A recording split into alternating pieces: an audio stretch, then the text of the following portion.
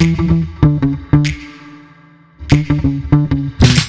the show today, we have James Root, and here is why he is awesome. He's a senior partner at Bain and chairman at Bain Futures. He's an adjunct professor on the faculty of the Kellogg HKUST Executive MBA program and a fellow of Hughes Hall College, Cambridge. And you may have seen some of his insights shared in Harvard Business Review or the Wall Street Journal, or seen him on CNN, CNBC, Bloomberg. He's getting around. And I should mention, he also has himself a book that I think we're going to be talking a little bit about, and you may certainly check out. It's called Archetype Effect: Unlocking the 6 Types of Motivation. And he's here. Hi, James. Hi, Russell. Good to see you. You as well, sir. Before we get into motivation, because I know you have 6 types of motivation. You know what? I'm going to shut up because that's way too much spoilery stuff. We'll get into that in a minute. I have to start the conversation like I always like to start, which is sort of understanding a bit about you and your background. So, James, what is your best or worst employee experience? Yes. I warn you, this is a difficult story to tell, but I do want to tell it. I had been what we call a summer associate at Bain & Company in 1988. And then I was back at business school for my second year, pondering the offer to return full-time to join Bain.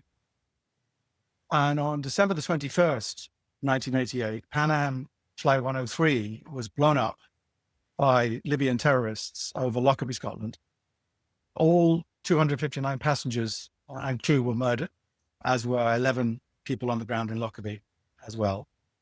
2 of the victims were Bain managers, flying from London to New York for a pre-Christmas meeting. And I had gotten to know one of them, very much admire him over the course of my summer internship. So what has this tragedy to do with employee satisfaction? Well, here I was, not a Bain employee, a student, getting ready for Christmas, as Nicholas and Peter should have been with their families. And in the immediate aftermath of the bombing, Bain wanted me to know that 2 of their own had been killed. And they wanted me to hear from them that one of them was Peter. And to this day, I do not know how they did this, because I was not even staying in my own flat in London at the time. I was house sitting for a relative a couple of miles away at the time of the bombing. But somehow, someone at Bain worked out what it was and hand-delivered a letter carrying this awful news. Wow. I don't think I will ever again experience such a powerful expression of what it means to be part of a team, particularly this team, of how we treat each other, even at times of unspeakable tragedy, and of how leaders think and behave. So I signed my offer letter the next day. To reach out to someone that wasn't even on the payroll. You were not a member of Bain. You were not part of the quote unquote Bain family or any Not at that organization time. family. Right. And the amount of effort, to your point, you weren't where you were supposed to be. You weren't an easy Google search. You weren't an easy, where is he? Or how did they even know about you? Well, like to that point. Yeah, I mean, I've been there for knowing your relationship. I've been there for the summer, right? I had 10, Right. whatever we did, I come over 2 months or something in the London office as was then. So I was very familiar, and I think they were sort of hoping that I'd come back, and it made me an offer. Right. So I was familiar with them, but I was technically, as you said, I was not an employee. And how they found out where I was physically staying, I still don't know. And I've never had the heart to kind of find out, because the people have probably left, and we're a much bigger firm today, so it's not so relevant. But just it meant so much to me, because I had become friendly with one of these amazing guys who was murdered by these terrorists. And not to boil it down to be too specific, because that's a horrific story showing amazing leadership, humanity.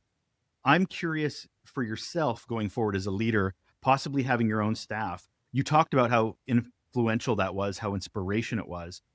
What does it do to you when tragedy strikes, and certainly not to that level, but even just bad news? How does that influence your decision and your way of operating? Well, it's been enormously influential. The role modeling that set for me as a way that this firm was going to behave in the worst of times. I'd already seen how it behaved in the best of times, because the summer internship has a sort of celebratory element to it, as well as a or getting the work done element to it. I'd always seen that. It gives us permission to set aside hierarchy, set aside formality, just to be human beings. And over the course of a long career at Bain and outside, numerous examples. I'm sure we all have. There's people dying, the 9/11 tragedy when many of us were in New York City, and multiple other situations which have called upon us to just to kind of declare ourselves to be, in pain and in sympathy with each other about difficult times and difficult personal situations, and to support. So I feel like I didn't know it at the time. I was too young, but I feel like later coming back to Bain and building a career here, it's had an enormous influence on what I think of as the right way to behave as a leader in difficult situations. You've got me on pause here a little bit with this story, understandably so. And I appreciate the warning ahead of time. This is going to be a bit emotional. I love how much this is for a new employee, because that's where new leadership, where that early influences have such impact. Because I can't tell you how many times I've asked this question before, and people are like, "Oh, when I was 20, I had the worst experience, and it's been with me for 30 years." Right? That happens all the time. But for you as well, that's so formative, because you're seeing what leadership looks like at a time when you don't know or have ever defined leadership for yourself. So why not have that sort of set into your DNA in the early days? Because somebody 20, 30, 40 years into their career might look at that quite differently than somebody that's just budding and starting and sort of being molded still. Very much so. Yeah. Very much. I think all of us because I think they went to all of the summer associates, the same news. I think all of us were just staggered, maybe is the word, but also embraced and hardened by it as well. Well, this is going to be a horrible segue, James. Sorry, I know. I did. I wasn't sure, Russell, whether that's, but you asked the question direct. It always is the thing that's a front of mind for me. Yeah. And I'll be honest, it's not unrelated to what we're talking about, which is motivation, because a lot of people are motivated to work harder for organizations that have visions and ways of working that they believe in. So, I mean, it's not too far removed from what we're going to be talking about, because I'll be honest, that's inspiring. And why wouldn't you want to put in your best effort? Why wouldn't you want to try your hardest for an organization that's going to treat you like that? So, see, segue wasn't horrible. It wasn't a horrible segue.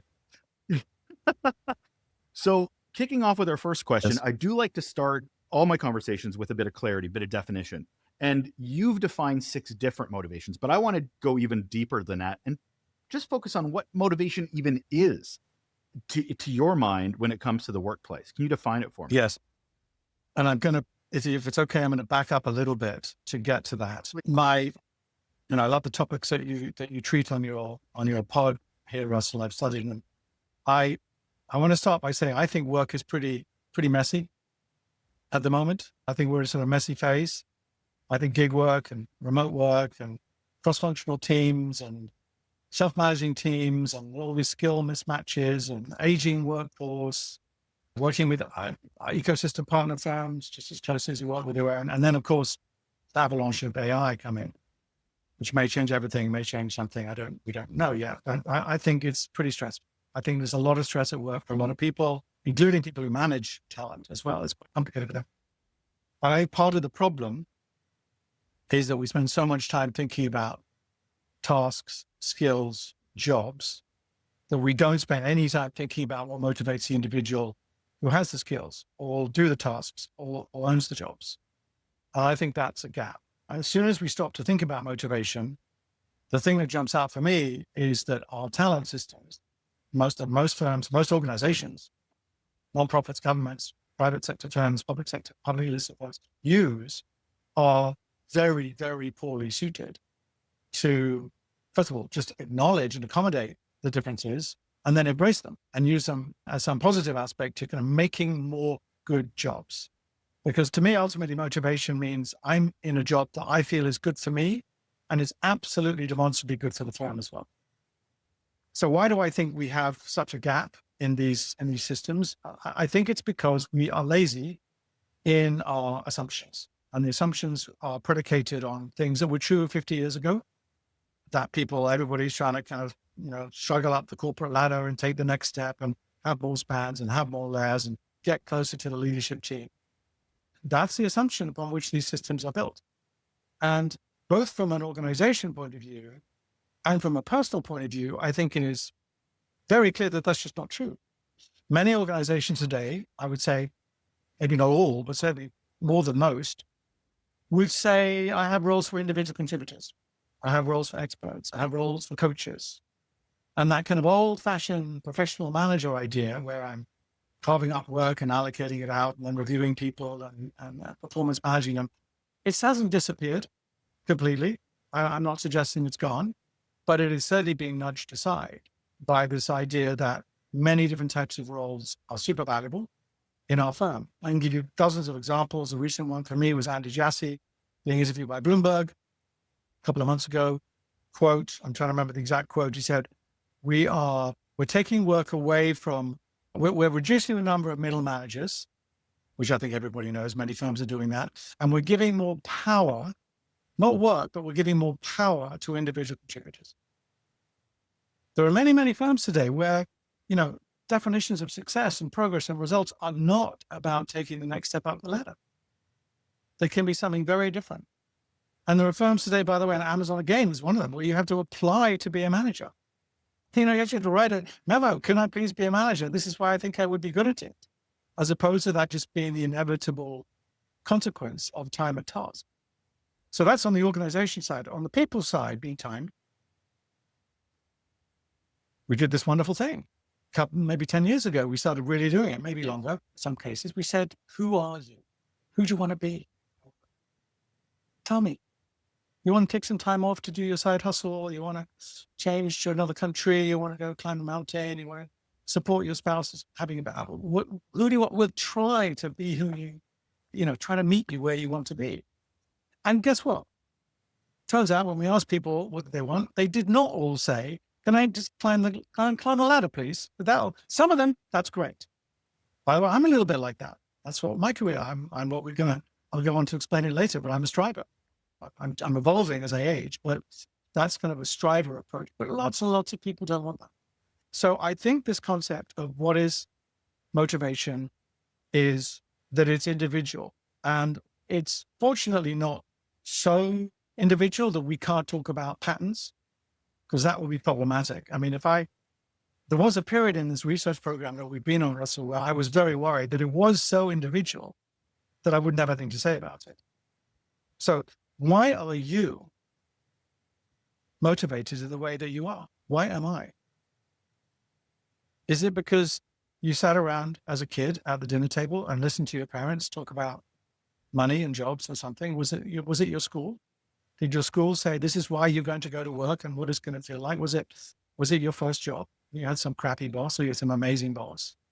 Is it your current role that's sort of changing the way you get awards and satisfaction and engagement and relationships and fun and all that? Or is it the fact that, you're a Capricorn dragon or whatever you are in China? I'm a Capricorn in the Western zodiac and I'm an ox in the Chinese area. Am I destined just to be a strider? Because those are kind of the characteristics of those two. Is it internal? Is it nature? Is it nurture? I don't.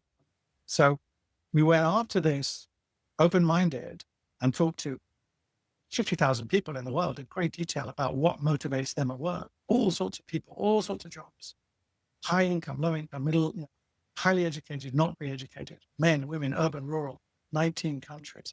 And it turns out you can come up with these patterns. So I'll pause. We'll probably get to those 6 archetypes in a while, but I think that's sort of where I'm at. So important, even in the world of AI, which I'm sure we'll get to, that people are still the most valuable resources. We treat them all the same, whereas in fact, their motivations are quite different. And that was your next logical step, I'm guessing. I mean, you've teased like hell about your 6 different motivations. Right. So I'm guessing, no, I think right now is where we should get into them, because I think motivation is a great baseline, but then to your point, diversity is not what we're taking into account when it comes to motivation, because most organizations will talk about inspiring. Hey, look at our vision and mission. Do you not believe in what we do? That should be enough to make you want to ... Or incentivize. We'll pay you more money. We'll give you more responsibility. That should be your motivation. But to your point, That is not the cookie cutter approach, especially generationally. Certainly new generations are going, dress for the job I want. I'll show up in, board shorts Yeah, and, look like I'm going surfing. They have much different perspectives at work. they do. So I'm curious, how do you break up motivation then? So we came at this, as I said, very open-minded, but hoping that there'll be patterns across the world, across genders, across countries, across age cohorts, etc. And thank heavens there were. By the time after we talked through the data long enough, we ended up with 6. I want to describe them briefly. Not 5, not 7. So 6 means we could see definable boundaries at the edges of these motivational profiles that meant that really is different. Of course, there's overlap. Of course. And when people take the quiz or do the research instrument, they might often come back and say, I'm very high on this, but I'm reasonably high on that as well. So people can draw on the energy of multiple of these motivational profiles, which is very different than some of the older systems like an MBTI, where you're just one thing permanently for always and forever, cradle to grave, which just has never struck me as being particularly likely. So let me run through the 6. I'm curious what you are. I've already told you what I am, but I'll tell you what I'm becoming. So the first we would call a giver.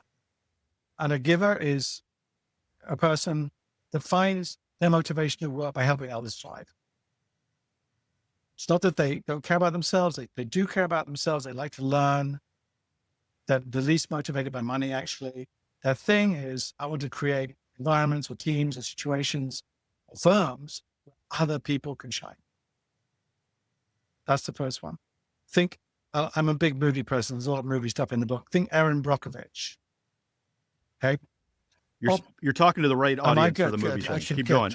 Keep going. Operators. And operators is important because operators are the biggest cohort in the global worker population. I'll tell you about that in a minute. What this profile does is they have no interest in finding meaning and purpose at work.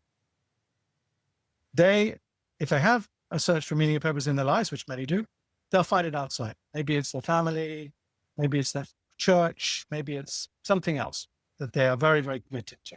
But they want to do a good job. They want to keep their head down at work, take no risk, get home so they can pick up Johnny from football at 5 o'clock or whatever it is that their thing is. And they're very teamy. They really like the camaraderie of work. So they'll often they'll expect to have friendships at work and they'll be the backbone of the team. I don't know if you've heard, there's an old movie called Office Space, classic 1999 movie. Peter Gibbons in Office Space is the ultimate operator. Where there's a great scene where he's being interviewed by the consultants who come in and figure out what's going on in the firm. So I'm not lazy. I'm just not motivated, what he says. And that I couldn't be a better spokesman for the operator. So the third, the artisan, is a person who seeks out work that just fascinates them. Very high quality standards. They want to do great work. They want to be left alone to do great work. Don't send me any forms from HR to fill in, or just keep that away from me. Autonomy, very high quality. I want my work product to be useful to the team. It's not that I'm just doing something for nothing, but I don't want to have to do all that camaraderie stuff.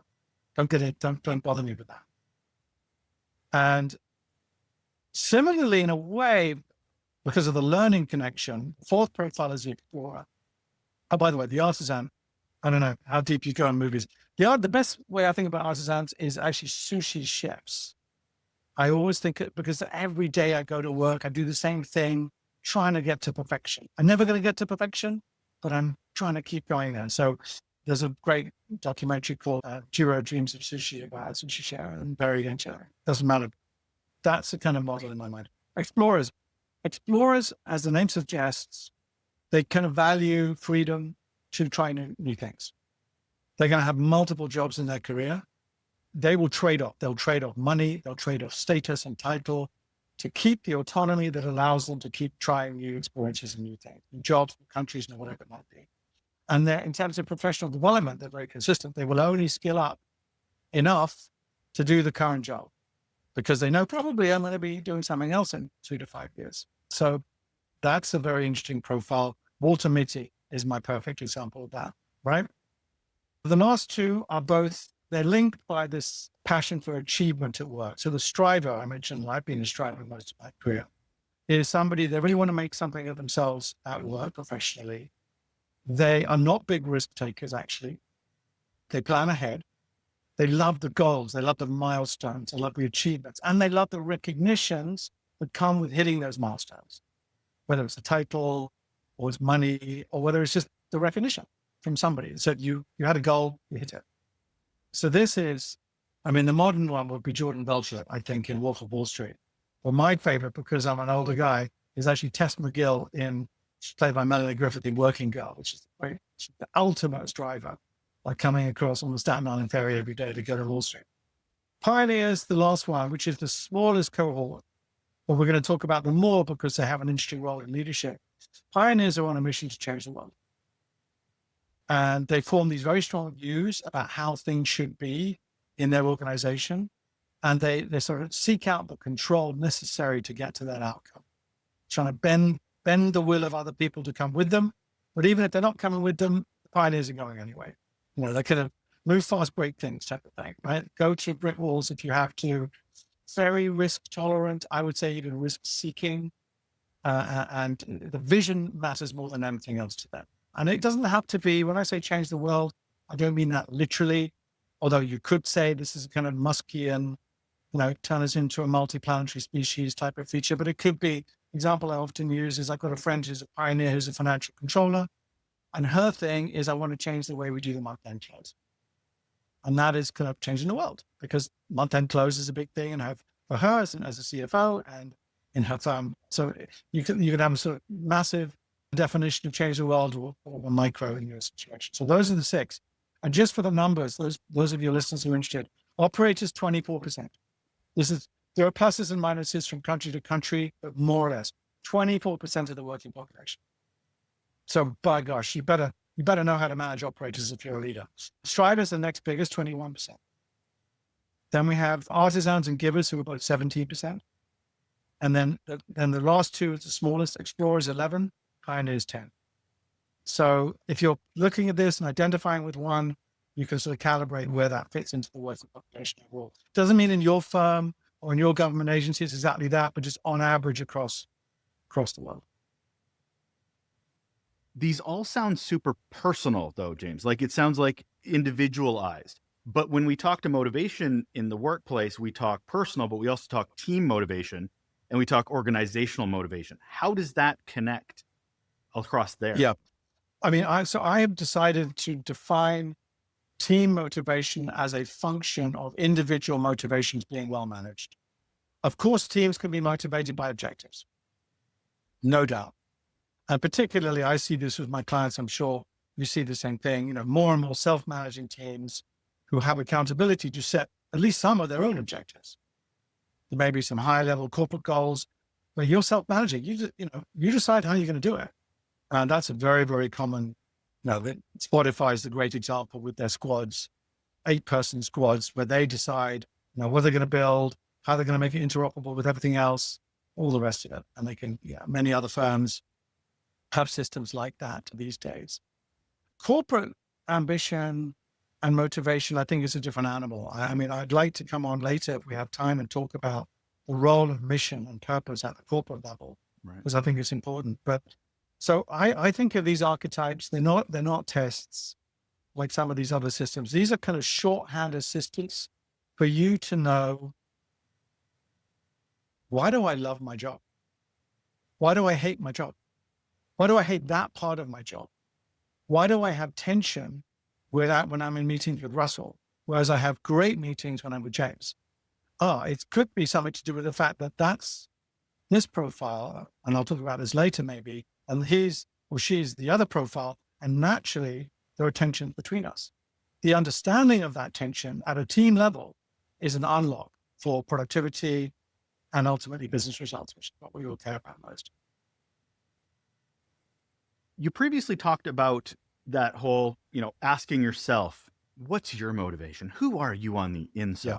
Which I think to the point we have to understand ourselves. The self-awareness piece is huge when it comes to these 6. How can we identify, what are we looking for ourselves? What are red, green flags that we can pay attention to understand our own motivation? Because from the outside looking in, others may not see what we know and feel in ourselves. Yeah, so good. Such a good thought, because I think the way to make these kinds of things practical does require a certain bravery to say, this is who I am. I don't want to take that assignment, not because I'm lazy but it's because what I really care about is this type of work, because that's what motivates me. So I'll give you an example. There's a firm I know that has, traditionally always hired a certain type of profile, maybe a business school graduate or, something like that. And that's been the bulk of the workforce. And there are actually many firms going through a similar transition. The last 5-10 years, side particularly, this firm, like many others, is upskilling itself in terms of, information technology, digital, and now AI. Hiring thousands and thousands of people who come from very different backgrounds, different sort of school backgrounds, different prior job experiences. And it turns out when you do the work and you go and talk to those people about what motivates them, you say the traditional employee in this firm, and it's very clear, a lot of them are, help me, set me the milestone. I'm going to take that hill, promote me, help me. I'd like to get promoted faster if I can, because that's the kind of person that I am. And design, the whole talent system has been designed around that model, because that was a model that many years. The new talent is motivated by different things. Very often, whether he's a data architect or data scientist or DevOps or product managers, whatever it is, that's interesting. I'd like to work on that. That's innovative. That's the kind of work I want to do, because that's new and exciting. Oh, but it's not going to get me promoted super fast. Yeah, it's okay. I don't care. So when you have a talent system that's designed around one archetype, which almost all firms do, they don't know that they've got that, and it's not a criticism. It's just a fact. But most of our talent systems are designed around that concept of the striver, because all these ideas, as I said earlier, go back 50 years when that was the model of employment. But today, we have a lot of artisans in the workforce, whether they're trading stocks on Robinhood or whether they are, building AI models in Silicon Valley. Very different profiles are coming to the fore in business, but our talent systems are kind of lagging behind, trying to catch up, trying to be more flexible. But we don't really have a good definition of flexibility yet in the way we manage talent. So I don't know if that answers. Well, I'm curious more from the flexibility standpoint, because you even mentioned when you were going through the 6 archetypes for you personally, you've changed over time. Yes. Your motivation has certainly changed. How do you navigate that as an individual, as a leader, to go, well, I needed money and now I don't need money as much because I'm this, that, and the other. Yeah. Do you show up differently? I think you do.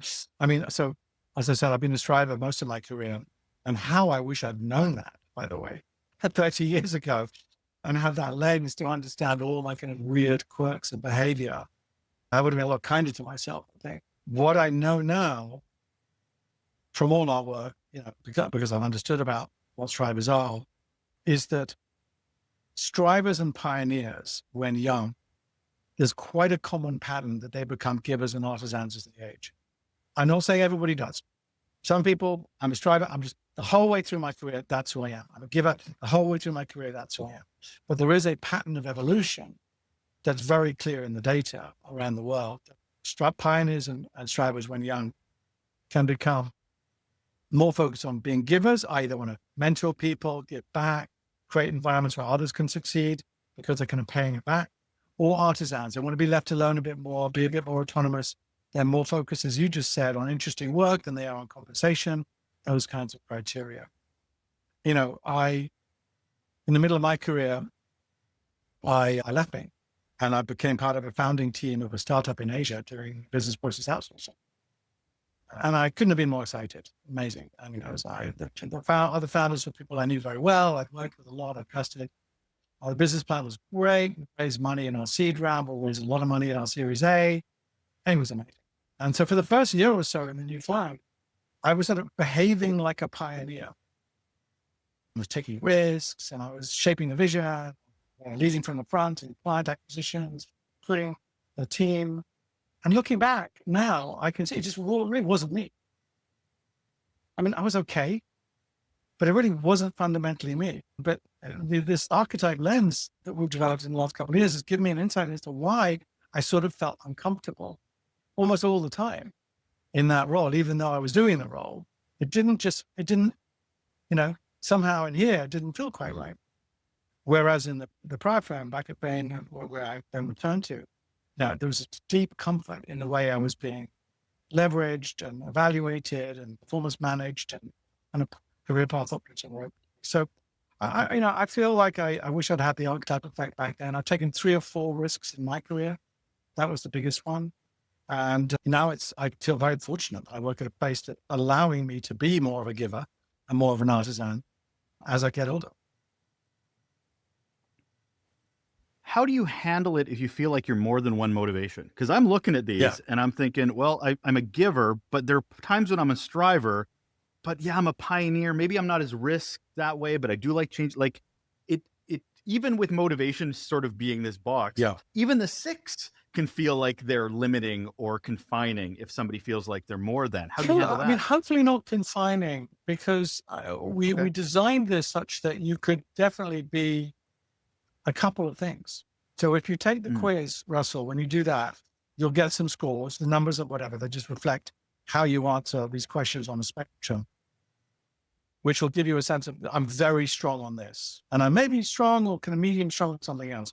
So it'd be interesting. You can't go back in time and do it when you were 20 years younger, of course, although you could try to guess it yourself. But I wouldn't, I don't see it as constraining. I feel most people are one thing primarily, but a lot of people that we've looked at, we've had, besides the 50,000, like another 150,000 people have taken this quiz. Most people are one thing. The next biggest group are people who are a couple of things, where their scores on a couple of archetypes. And sometimes those are kind of completely intuitive. I'm pioneer and explorer. Okay, I could see how those 2 things sort of go together. Or I'm striver and operator. Those 2 things sort of go together. And then sometimes people are more. And so, I don't know whether it's just the week at work or whether it's in some stage of their career where they're considering change. I know that if I'd taken the quiz at the moment I was leaving Bain back 20 years ago, I would have been a pioneer. And I'm not a pioneer. Fundamentally, I'm not. But at that moment, those few years around the decision to lead and then leaving, that's what it would have said. So don't look at it as a constraint. Okay. By design, unlike the MBTI kind of things of the world where you can only ever be one thing, by design, this allows more flexibility. And so you can be sort of kinder to yourself in terms of what you're experiencing and feeling about what's going well at work and what's not going so well. How do you recommend leaders introduce this in their teams? So I'll speak to my own experience. Yes. I remember doing a motivation exercise with my teams, and I can't remember the exercise we did. This would have been super handy, but I will say the motivations were varied. So some were motivated by money, some were motivated by achievement. It's sort of, there was a bit of flavor for what you have here for the archetypes. Yes. What we found super interesting was we did the exercises in front of each other and shared that information with each other so that Bob knew what motivated Sarah, because it wasn't information we kept to ourselves, which I think is a big challenge for a lot, because they'll do these exercises and they'll go, thanks, it's all for me. Now I know myself better. And then they go into their hidey hole and they don't ever share that, or they might just share it with their boss. Yeah. So as the leader, that was really effective, because then they could feel like, what are the connective tissues between motivation and stuff? Is that a good approach, or do you have sort of another way of introducing this into a team setting other than here's the test? So in short, what you said first is a great approach. Let me elaborate. Okay. And there's some stories in the book about people doing this. I think there is potentially a group of people who would take input like this and just own it for themselves. Kind of self-help. But let's be clear, I'm not a self-help person. I'm not a professional psychologist. So I wouldn't ever be so presumptuous as to say that that's what I'm trying to do here. I care about organizations and businesses and results. Can't help myself. So I think the way to do it is that typically what we do, you take a cohort in an organization, it could be a division or a unit or a whole, it's not too big, the whole team. And you run the survey and you get everybody to participate. And you then can share those results back. So this is what we look like as a firm. wow, that's pretty. I never knew that. We got all these people who are like this and very few people who are like this. That's interesting. But then we got in, the second phase is to get into focus groups. And typically the focus groups are done by archetype. And these have been some of the most kind of emotional meetings I've ever been in. It's extraordinary. You go into these, so there's a room full of strivers. You go to talk to them about how do you experience the talent management system at your firm? How are you really motivated at work? And then over here, you've got a room full of pioneers and explorers and asking them the same questions. And I mean, I can't do it here, but I could show. It's like you're talking to two different species. They're not even using the same words to describe their experience at work or their aspirations at work. And I'll never forget the quotation from one woman, actually was here in China, who said at the end of the focus group, I'm a pioneer living in a striver's world, and I've just got to get used to that. It's like, and now I've understood what it is I don't like about the talent system that I'm being evaluated by. Can I change that system? Probably not. Can I change myself? Maybe a little bit, but I understand the dissonance. So at the team level, you share it with the team. You have to, I think the obligation is as a team, and it could be teams of teams, depending on how deep you go, you share your archetype, and the team leader's job is to bring everybody together and say, okay, this team has got this operator, 2 artisans, 1 giver, and I'm a striver. Now let's talk about that. And so I tell a story in the book about a woman in a consumer products company who does exactly this. And she understands that she can get very stressed out towards the big deadlines because she is a striver. She's very ambitious. She's looking for the next promotion. Maybe I can get it in 6 months as opposed to a year, because that's what strivers think. Meantime, there's an artisan who doesn't want to go to, doesn't want to go to the training, doesn't want to go to the team drinks, meetings, because he's like, I don't want to do that. It's not my thing. The giver's trying to do training sessions to get everybody to know how to work on cross-functional teams. And so, and then it's a real story. And she did a brilliant job. Amy did a brilliant job of just sort of understanding, trying to adapt her own leadership style around the individuals. So I think that's where you go with it. I think there may be value in it as an individual. Oh, I understood more about myself. I think the true unlock is when you can share what's going on with you with other teammates and just accommodate. Self-awareness, other awareness equals accommodation. So I'm going to put my black hat on here for a minute, James, and think, wouldn't it be easier if organizations just hired one motivation? Because truthfully, if you have a team that has all 6 different motivations, that's a lot more work for the leader. That's now having to go, well, we have a giver and a striver and their conflict is crazy. I just want to produce a widget. I just want to provide a service. We need to all pull in the same direction. Maybe having the same type of carrot, everybody likes the same type of carrot's the way to go. Or is there benefit to having diverse motivations? It's such an interesting question. And of course, I really don't know the answer, but I'm going to tell you what I think, because I thought about it so much. First of all, I think it's almost impossible to imagine any firm doing that. Just the nature of our recruiting processes, it makes it so statistically unlikely that you'd ever end up with, 90% one, unless you actually screened for it, which I think is maybe that's the thought experiment you're doing. One thing I can tell you is that across job types, so we use the highest level of 50,000 is not a big enough sample to tell you what's going on in financial services or telecoms or media, but it is enough to tell you what's going on in service jobs, manual jobs, knowledge jobs, admin jobs, care jobs, the big 5 kind of classification typically used by many governments. Interestingly enough, when you look at the profile mix across all of those 5 job categories, all archetypes are in all types of jobs. So you might say, knowledge workers, surely no operators. Yeah, plenty of operators are in knowledge worker jobs. You might say manual jobs, surely no pioneers are doing. Yeah, plenty of pioneers are doing that. So I suspect that has led me to believe that the last thing you want to do, you want to start the next SpaceX. What do? Just go out and hire a bunch of pioneers and explorers?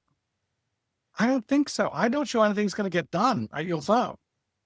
People are moving jobs all the time. And there's, can we change all that? Can we start again? And I may have a better way of doing it. So I strongly believe that most firms do need a mix. I don't think, however, that there's kind of a perfect mix. Again, this is what I've come to believe over 3 years of thinking about it. I want the challenge of other people's ideas as they get into this research, but I don't think I want to have 32.1% striver and 16.7% pioneer, because that's going to be the unlock for me. And you do see this with other systems. I mean, you can go onto Quora or Reddit or WeChat, and there's this, what's the perfect mix of MBTI for my, innovation team in laboratory instruments? No, I don't think that's a question. There are yards and yards of dialogue about that. So I think what you do is you first of all understand what you have. And you say, does that make sense given the kind of work that we do, the way we engage our clients, whatever our customers might look like? And then you say, I may want to correct for some things because I may be missing a bunch of people who look like this. They would bring something to the table.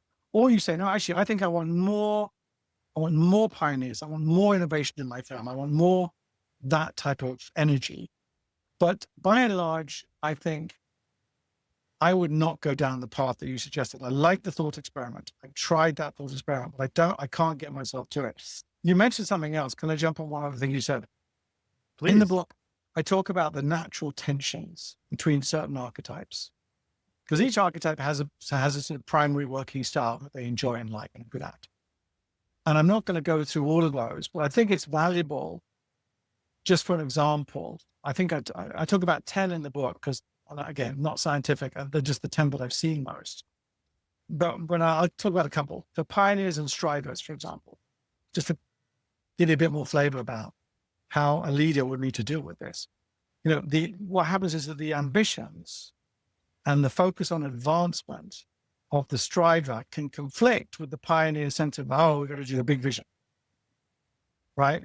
Because that has big vision has uncertainties in it. I don't exactly know what the goals are going to be. I don't exactly know what the milestones will be.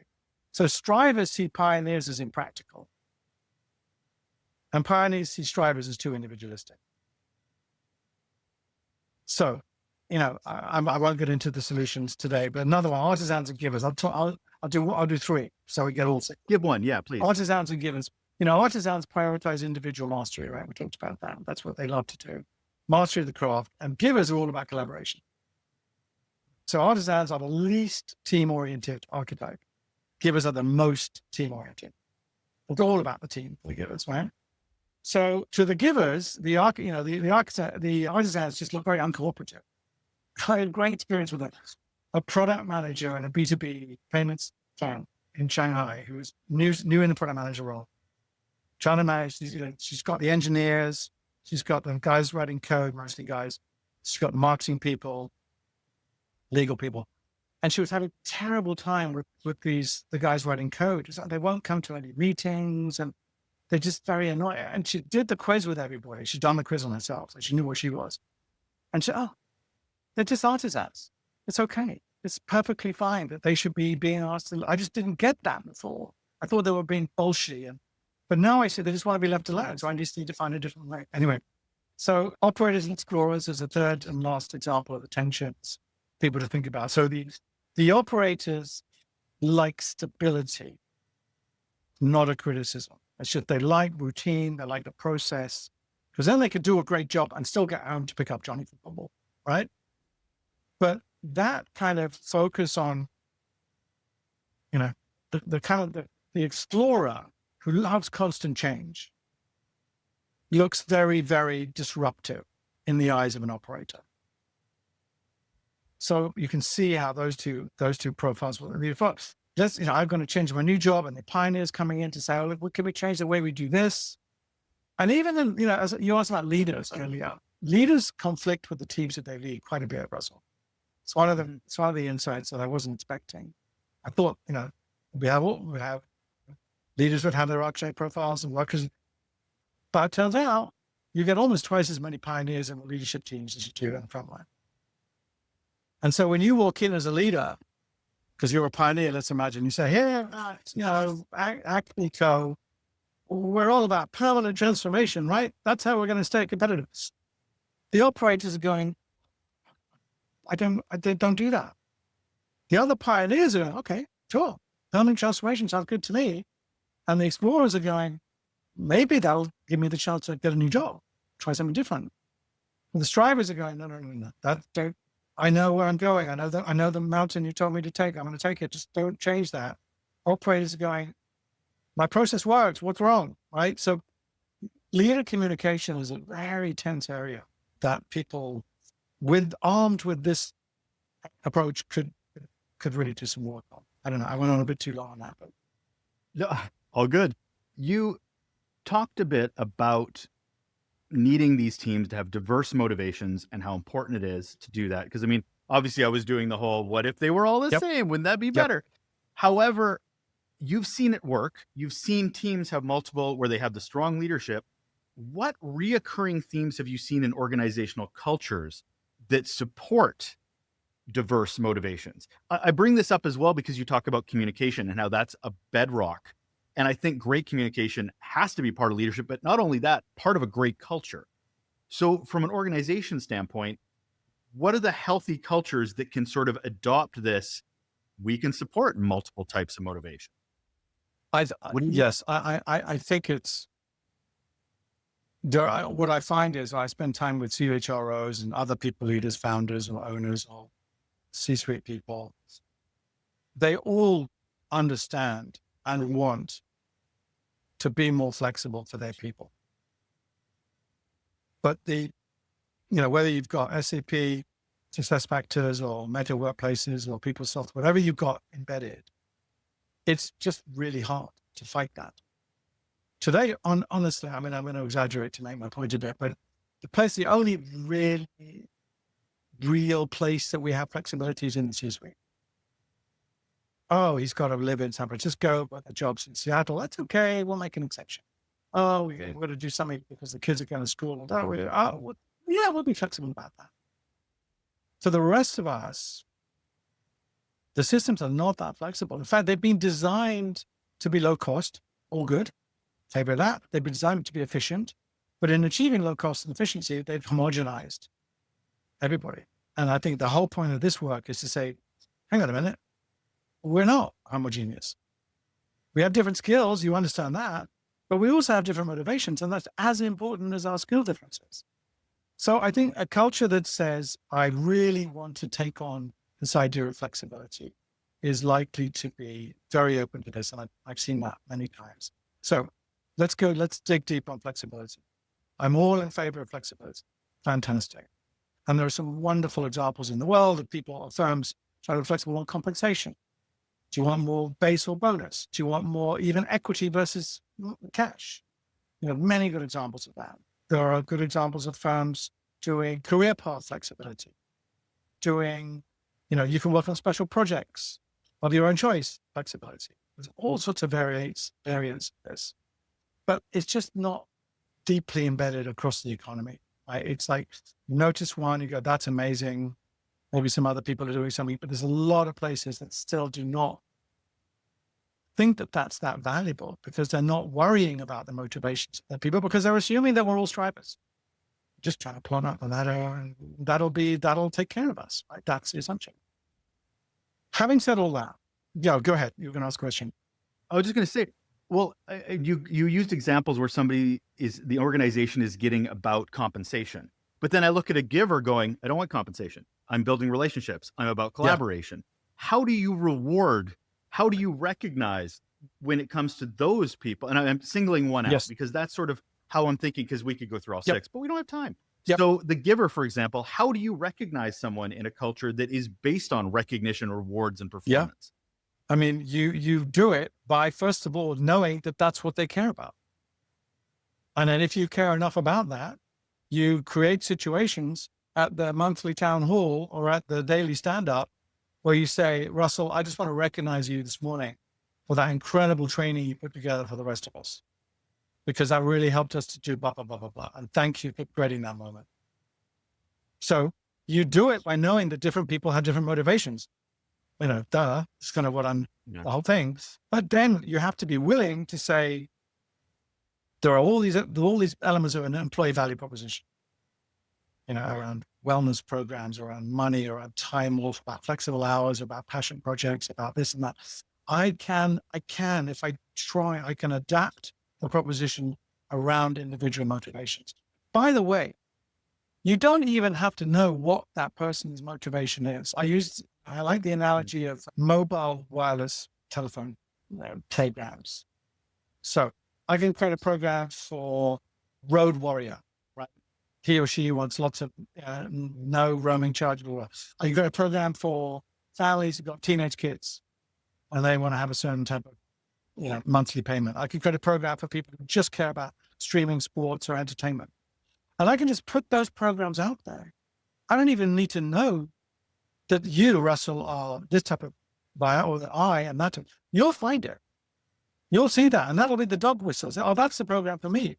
We can do that at our firms around people propositions as well. So although I prefer to know what your profile is, in a vast firm with tens and tens of thousands of people, I can simply create combinations of features in my proposition that I know are going to attract a giver. I know are going to attract a striver, and do it that way. But it's the culture, I think, comes from a recognition first and foremost at the top that we're not all strivers. Strivers are great. 21% of the working population, how are they?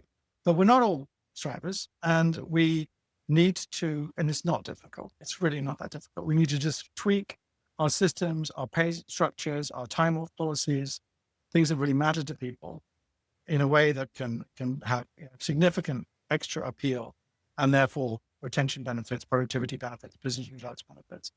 Not easy. You need a will, but when you have the will, there's certainly a way. I'm trying to think of these traditional artifacts for a lot of organizations, like onboarding, performance reviews. How are we integrating? How do we integrate this understanding of motivations into these traditional ways of working? Yeah, well, it's not really happening at all at the moment, very much. No, no, not right? at all. So, I mean, I would go back and say, if you buy my hypothesis that the reason that we are struggling a little bit, particularly with the younger generation, is that our assumptions are 50 years old.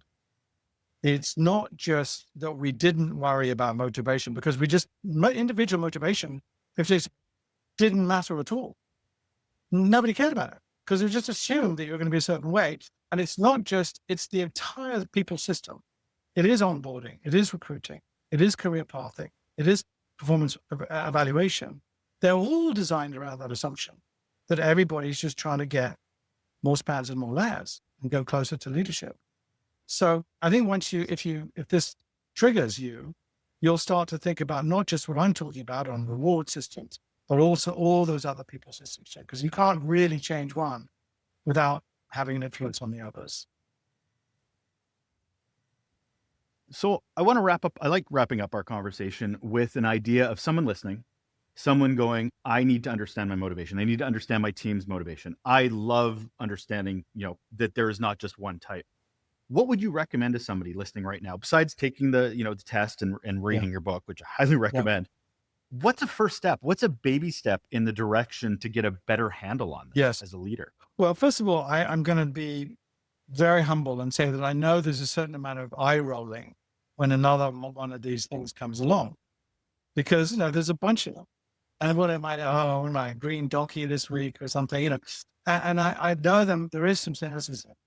I want to reassure your listeners that there's deep data integrity in this model. This is not, we didn't just make this up. There's an incredible amount of data that's gone into this. So have some confidence that it's likely to be predictive of you. If you take the quiz and read the description of that profile, if you walk away from that go, well, that has nothing to do with me, I'm quite surprised, first of all. So second of all, to answer your question, what do I do? I think be brave. Be brave. Take it, show your colleagues on, maybe just start with your team.